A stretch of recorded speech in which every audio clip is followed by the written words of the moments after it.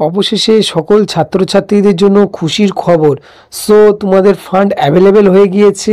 তোমরা যে সকল স্টুডেন্ট এখনও পর্যন্ত 40% টাকা পাচ্ছ না, সো ইতিমধ্যে অনেকেরই টাকা ঢোকা স্টার্ট হয়ে গিয়েছে। তোমরা কবে টাকা পাবে এবং কোন জেলায় টাকা ঢুকছে সেটা তোমাদের কাছে শেয়ার করব।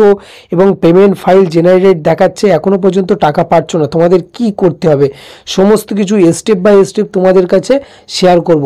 সো আর বেশি দেরি না করে চলো মূল বিষয়ে আলোচনা করা যাক। তোমরা যে সকল স্টুডেন্ট 11, 12 এবং কলেজে পড়ছো, সো ইতিমধ্যে তোমাদের 40% টাকা ঢোকা স্টার্ট হয়ে গিয়েছে। এবং অনেকেই কোচবিহার এবং আলিপুরদুয়ার থেকে অনেকেই কমেন্ট করছে যে দাদা আমাদের টাকা ঢুকে গিয়েছে। সো তোমরা যে সকল স্টুডেন্ট এখনও পর্যন্ত টাকা পাওনি, সো তোমাদেরকে বলবো তোমরা আর 2-1 দিন অপেক্ষা করো। 2-1 দিনের মধ্যে অবশ্যই তোমরা টাকা পেয়ে যাবে।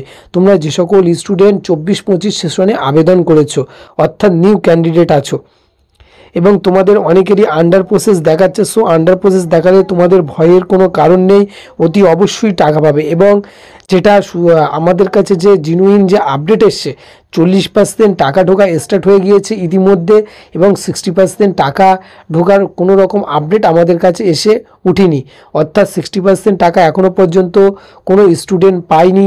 সো তবে বলবো তোমাদেরকে 40% টাকা ঢোকা স্টার্ট হয়ে গিয়েছে, অনেকেই টাকা পাচ্ছে, অর্থাৎ রাজ্য সরকার যে 40% টাকা দেয় সেই টাকা ঢোকা ইতিমধ্যে স্টার্ট হয়ে গিয়েছে।